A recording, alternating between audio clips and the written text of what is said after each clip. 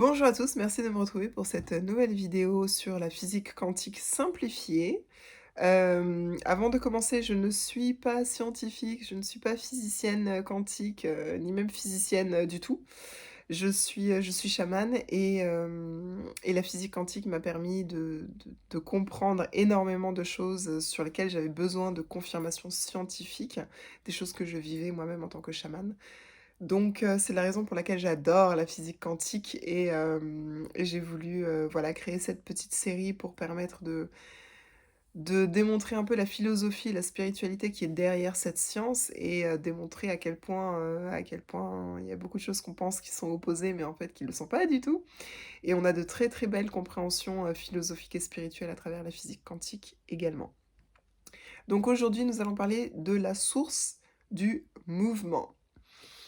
La physique quantique nous explique que, même dans le vide, nous pouvons trouver des photons qui sont présents dans la lumière et l'électromagnétisme, en général, et ainsi que des électrons qui sont présents dans la matière. La physique quantique nous explique aussi que tout dans l'univers bouge. Ça, c'est une des lois basiques. Tout ce qui est dans l'univers, ça bouge. Donc, si on se disait qu'on allait se concentrer sur une partie de ce vide qui ne contient ni photons ni électrons, on pourrait dire que cette partie est vraiment vide, n'est-ce pas? On pourrait, même croire d'ailleurs que, bah, il y a pas de mouvement qui est possible étant donné que c'est vide. Mais la physique quantique nous a prouvé, cette science est géniale, la physique quantique nous a prouvé que, les photons et les électrons qui sont autour de cet espace continuent à bouger et quand les photons et les électrons bougent dans le vide, ils créent de la lumière. Et comme, il y a des photons et des électrons, partout et ben, en fait, la lumière se projette partout et donc la lumière à la fois crée le mouvement et rend le vide non vide. Alors regardons ça d'une manière un petit peu plus, un petit peu plus en détail. Qu'est-ce que ça veut dire en fait? Donc ça veut dire que dans le vide, il y a de la lumière.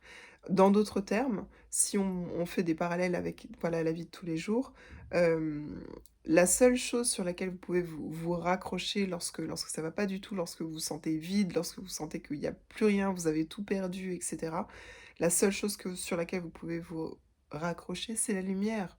Et cette lumière, vous pouvez l'appeler, la conscience, vous pouvez l'appeler Dieu, vous pouvez l'appeler l'univers, comme ce qui vous parle le plus, ce qui vous apporte, vous personnellement, cette sensation de tranquillité, cette sensation d'acceptation, de paix, de calme. Hem, mais donc ça, c'est déjà un premier élément qui est très, très beau à comprendre et à intégrer effectivement au travers de ce concept. C'est effectivement que dans le vide, il y a de la lumière.